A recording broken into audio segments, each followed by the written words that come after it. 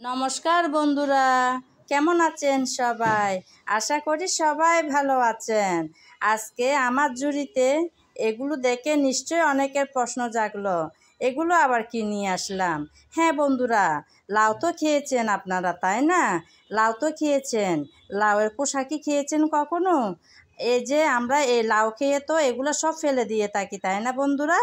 আর এই ফেলে দেওয়া খোসাগুলো দিয়েই কিন্তু আজকে আমি মজাদার একটা রেসিপি বানিয়ে দেখাবো। চলুন তাহলে রেসিপিটা দেখে নেওয়া যাক।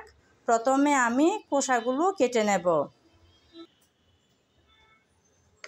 লাউয়ের খোসা আমি কেটে ধুয়ে পরিষ্কার করে নিলাম।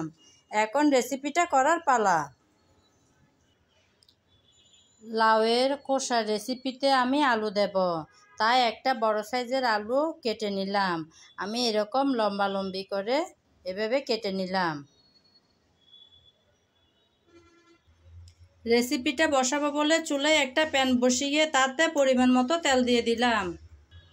তেল গরম হয়ে যাওয়ার পর গরম তেলে দিয়ে দিলাম পেঁয়াজ কুচি। পেঁয়াজ কুচি হালকা করে নেড়ে চেড়ে ভেজে নেব।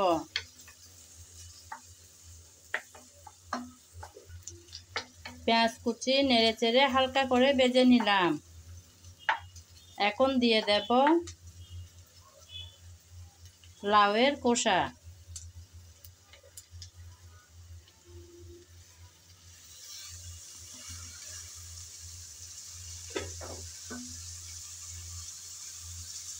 তারপর দিলাম আলু। লাউয়ের খোসা আলু একসাথে নেড়ে চেড়ে আমি তেলে কিছুক্ষণ ভেজে নেব।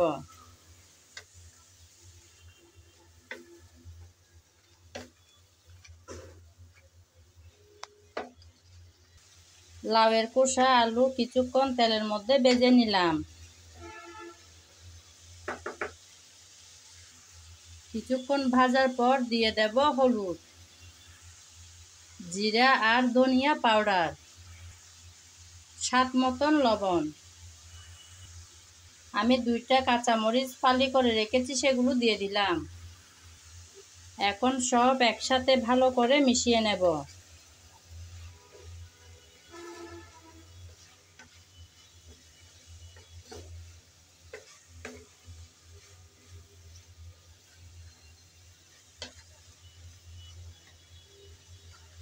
ভালো করে মিশিয়ে নিয়েছি।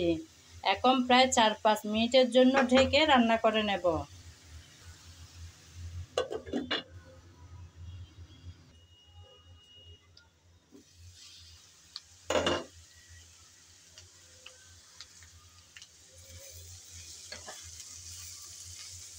আমি 4-5 মিনিটের মতন চুলার উপর ঢেকে রেখেছিলাম।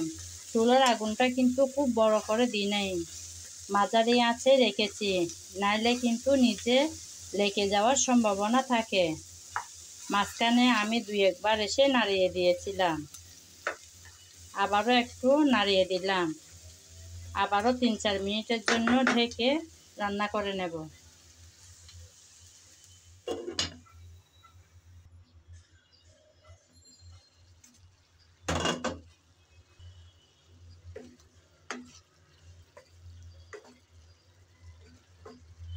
বন্ধুরা, রেসিপি কিন্তু প্রায় শেষের দিকে।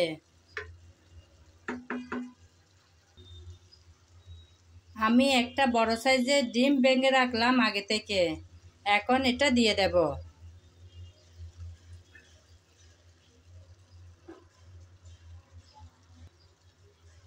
ডিম দিয়ে আমি ভালো করে নাড়িয়ে দেব। সব পানে ভালো করে মিশিয়ে নিতে হবে।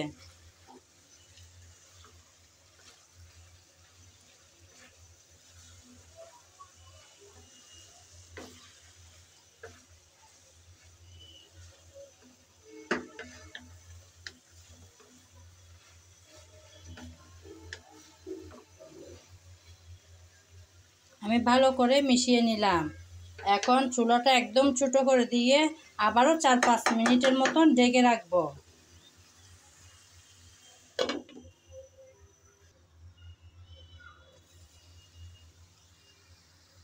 বন্ধুরা, রান্না কিন্তু একদম রেডি হয়ে গেল। দেখলেন তো কত অল্প সময়ে রান্নাটা শেষ করে নিলাম, তাও আবার ঘরে থাকা উপকরণ দিয়ে।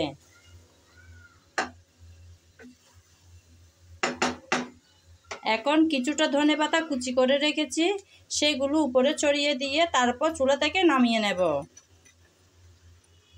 অনেক সহজ এবং সুন্দর একটা রেসিপি। লাউয়ের এই ফেলে দেওয়া অংশটুকু চাইলে আমরা এভাবে মজা করে খেতে পারি। বন্ধুরা, ঝটপট রেডি করে নিলাম লাউয়ের কোষার এই রেসিপিটা। অনেক অল্প সময়েই কিন্তু রেডি করে নিলাম, একদম ঘরে থাকা উপকরণ দিয়ে। আমার এই রেসিপি যদি কারো ভালো লেগে থাকে তাহলে আমার চ্যানেলটি সাবস্ক্রাইব করে আমার পাশে থাকবেন, লাইক কমেন্ট শেয়ার করবেন।